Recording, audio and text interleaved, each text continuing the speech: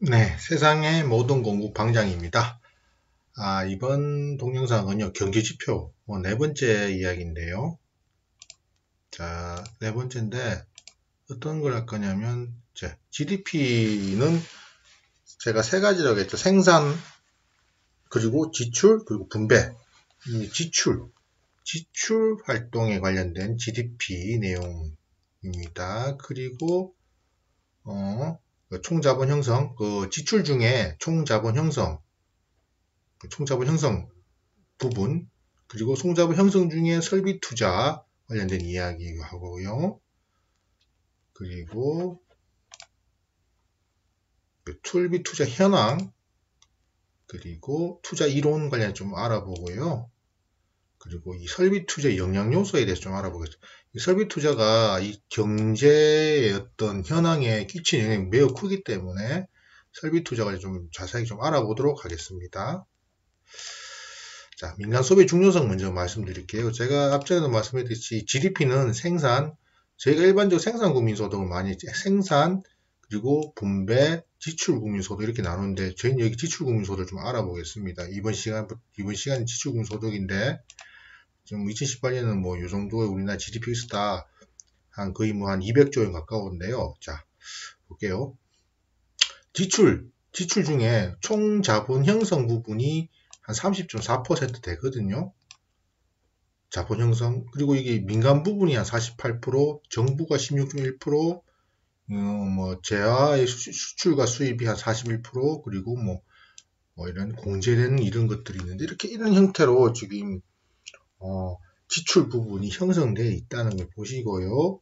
이 부분 저희가 오늘 할 거는 이 부분이죠. 총 자본 형성.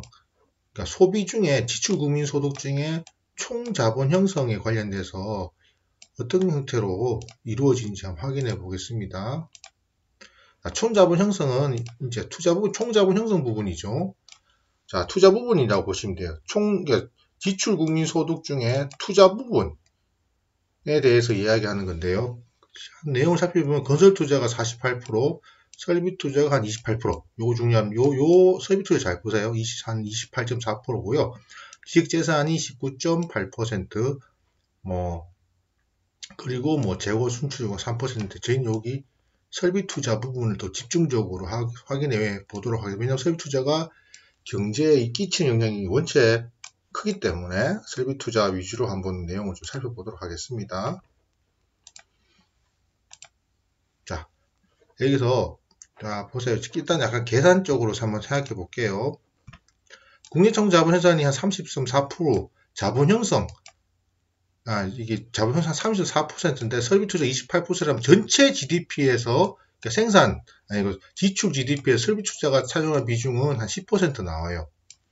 설비 투자가 차지하는 비중이 한 10%가 전체 지출 GDP에서 설비 투자가 차지하는 비중이 한 10%로 되는데, 자, 총 지출 국민소득 여기 있죠? 총 지출 국민소득에서 자본 형성 투자 부분에서 설비 투자 비용이 한 10% 정도. 많지는 않은데, 하지만 상당히 중요한 역할을 하고 있습니다. 비율은 크진 않죠? 10%. 총 지출 국민소득 중에서 총 자본 형성 투자 부분에서 설비 투자 비용 한 10% 정도라고 생각하시면 되거든요. 많지는 않은데 얼마나 중요한 역할을 하는지 한번 볼게요. 저희가 얼마나 이게 중요한 역할을 하는지. 자, 보겠습니다. 민간 소비는 아까 저희가 지출 국민소득에서 민간 소비나 정부 지출 포인트가 되게 컸죠. 그죠? 발생 규모 일단 최소한의 소비는 발생하고 민간 소비는 정부 지출도 지출 규모 상회하죠. 그래서 이 경제의 어떤 현황에 대해서 민감도는 민간 소비나 정부 지출은 크게 민감도는 높진 않습니다. 그런데 하지만 이 설비 투자는요, 굉장히 민감도가 크죠. 기업이다 보니까 설비 투자가 경기가 호황이면 설비 투자 확대되지만 경기가 불황이면 설비 축소하죠. 결국 영순위 축소 대상이 바로 설비 투자입니다. 그래서 이 경기 흐름에 대한 민감도나 이 변동폭이 원체 크기 때문에 경제 성장에 가장 큰 영향 요소를 끼치는 게 바로 설비 투자 부분입니다. 설비 투자 현황을 좀 볼게요. 한국경제 통계 시스템이 있는 건데, 보시다시피 설비 투자가 이 시기에는 작년부터 올해 초까지 정말 설비 투자가 굉장히 감소를 했던 걸 보실 수 있어요. 요 기간 동안 상당히 설비 투자가 상당히 감소를 했고요. 자, 우리나라 상무은행 가시면 100대 통계 지표 중에 설비 투자 지수를 한번 볼게요. 여기 있거든요. 한국은행 가시면 있는데, 보시다시피 2019년에도 전년 동기 대비에 비하면 한 4.9% 증감률이 4.8% 감소를, 마이너스 4.8%죠. 다시 지금 설비 투자 지수가 올라가고 있긴 하지만, 작년부터 상당히 설비 투자가 안 되고 있다는 걸 여러분들이 여실히 이 지표를 통해 보실 수 있을 겁니다. 자, 그러면 투자 이론 좀 볼게요. 투자 이론은 한 두 가지 정도 되는데, 경제 제시한 이론인데, 그러니까 기대 이익과 기대 비용에 대해서는 이야기인데요. 기대 이익의 현재 가치하고 기대 비용의 현재 가치를 산출을 해가지고 기대 이익의 현재 가치가 이만큼 투자해서 미래의 어느 선에서는 이만큼의 이익을 날 것이다 라는 이익이 커져야지, 비용보다 이익이 커야지 투자를 한다라는 이야기입니다. 이걸 보고, 그러니까 요 선이 있어야지, 이익이 커야지 투자 결정을 할 수 있다라는 게 투자 이론, 한계 효율 이론인데요.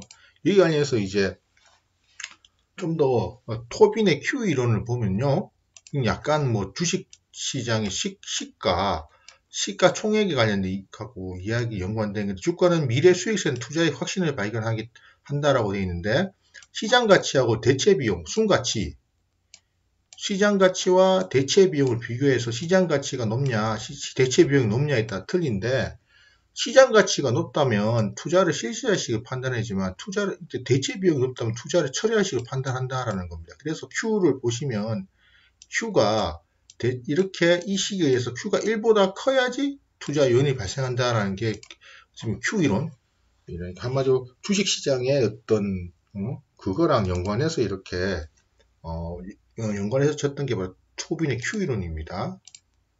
자, 그렇다면 이 중요한 설비 투자의 영향 요소는 과연 뭐가 있을까라고, 뭐가 있냐면, 보시다시피 이자율, 그죠? 이자율, 그리고 기업의 심리 지표, 조정 압력, 그리고 주식 시장의 추이, 이런 형태로 4가지 정도 여러분들이 분류를 할 수 있습니다. 지금요. 분류할 수 있고요. 자, 한번 살펴볼게요. 이자율이거든요. 이자율이 보시다시피 실제적으로 그러니까 한마디로 회사채 요 등급에서 요걸 기준으로 보면 3년 등급 A, 신용 등급 AA 마이너스 등급인데, 회사채 이율이, 그죠? 떨어지는 시기에는 이렇게 설비처럼 늘어나죠. 그죠? 일반적으로 늘어나야겠죠. 그리고 이렇게 회사채가 조금씩 결국에는 이게 원래는 조금 이런 형태가 이게 맞죠. 회사채 수비, 그러니까 여기서 보시면 회사채의 이율이 떨어지는 순간 설비투자도 늘어나는 이런 형태의 어떤 관계가 있습니다. 회사채 금리 계속 하락 중에 있죠, 지금요. 설비투자는 또 회사채가 떨어진 설비투자도 늘어나야 되는데, 어느 정도 정체 시기 있다가 조금씩 늘어나다가 2008년부터는 또 이렇게 턱 떨어져 버렸죠, 이렇게. 그러니까 회사채와 설비투자의 어떤 관계를 잘 보시면 됩니다. 그리고 설비투자 이자율 이런 형태로 나오는데, 이게 참 중요한 말이기도 하는데, 이자 보상 비율에 대해서 들어보셨어요? 영업이익과 금융비용인데, 한마디로 유령기업이죠. 한계기업이라고 하는데, 한계기업에 대한 이야기. 그러니까 이 이자 보상 비율을 왜 저희가 중시하냐면, 이 금융비용, 이게 1보다 적으면 영업이익만으로도 금융비용이 불가능하다는 거죠. 그죠? 이 한계기업이 발생하니까 돈 벌어서 한마디 은행 이자 내면 이자도 못 내는 그런 기업이 많다는 거죠, 지금요. 우리나라에는 이렇게 한계 기업이 상당히 많다는 게 아주 경제적으로 좀 약간 위험 요소가 되는 거죠. 이 자료를 보면서 한계 비용에 진입이 되는 그러니까 이탈률은 감소해버리고 진입과 존속 현상 유지되거나 증가되기 때문에 한계 기업이 계속 유지되거나 증가하기 때문에 문제가 되는 겁니다. 이자 보상 비율 항상 여러분들이 생각해 보시고요. 그리고 이게 보면 이제 BSI라고 하는데 기업 심리 지표. 기업 심리 지표가 이렇게 올라가야지 투자가 확대되는데 BSI가 이렇게 계속 저희는 올해나 계속 이게 밑으로 떨어져 있죠. 계속 언제부터? 이 2011년부터 그러니까 BSI 비율이 이렇게 100을 넘어간 적이 별로 없어요, 지금요.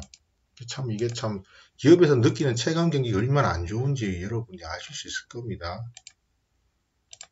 그리고 이제 설비 투자 조정 압력이라는 그 지표가 있는데요. 보시다시피 계산식은요. 산업 생산 지수랑 생산 능력 지수잖아요. 그죠? 보시다시피. 그래서 뭐라고 해야 되나요? 산업 생산 지수가 크고 산업 생산 지수가 크고 커야지 생산이 과부하가 걸리기 때문에 생산 능력보다 생산해야 될 게 많으니까 생산 과부하 걸려서 투자가 증대를 한다라고 이야기하는데 실제로 보시면 이렇게 요 케이스 보시면요. 실제적으로 요거 생산 능력 지수가 여기인데 그죠? 생산 능력 지수가 여기인데 실제로 생산 지수는 여기죠. 이만큼 생산을 할 수 있는데 생산을 해야 될 양은 이만큼 커지기 때문에 생산이 과부하가 걸려서 투자가 증가한다라고 되어 있는 거면 요 시기가 바로 적절한 투자 타이밍이 되지 않냐. 다시 한번 말씀드릴게요. 자, 보세요. 요 시기를 잘 보세요. 요 시기는 어떤 시기냐면 생산 능력에 비해서 실제로 생산을 해야 될 건수가 많다는 거죠. 그래서 생산이 과부하 걸리기 때문에 투자를 증대할 시기고, 요런 시기는요, 자, 보시면 요런 시기는 역크로스 됐죠. 이제 우리가 생산 능력보다 우리가 생산해야 될 게 많다. 요런 시기가 바로 지금 가장 적절한 타이밍, 우리가 생산을 더 해야 된다. 라는 의미죠. 과부하 걸릴 수 있다. 그래서 이런 형태의 생산 투자 등대가 된다. 그래서 이런 설비투자 조정 압력 지수도 좀 여러분들이 잘 보시면 되겠습니다. 자, 주식시장의 추이인데요. 토빈의 Q 이론하고 연관된 건데, 투자 욕구를 영향시키고 시가총액 미래 이렇게 그러니까 한마디로 뭐라고 해야 될까요? 코스피 지수가 증가를 해야 되겠죠. 증가를 해야지 시가총액이 올라가야 시가총액이 증가를 해야 이렇게 기업이 투자를 확대를 하는데 이런 경우는 보시다시피 딱 비교를 해보면요. 자, 코스피 지수가 감소함에 따라서 설비 투자도 확 줄어들었죠, 지금요. 코스피 지수가 증가하면서 설비 투자에 관련된 증감이 좀 늘어났고 그렇습니다. 이렇게 영향 요소가 참 많다는 거죠. 자, 오늘 여기까지 하겠습니다. 예, 감사합니다.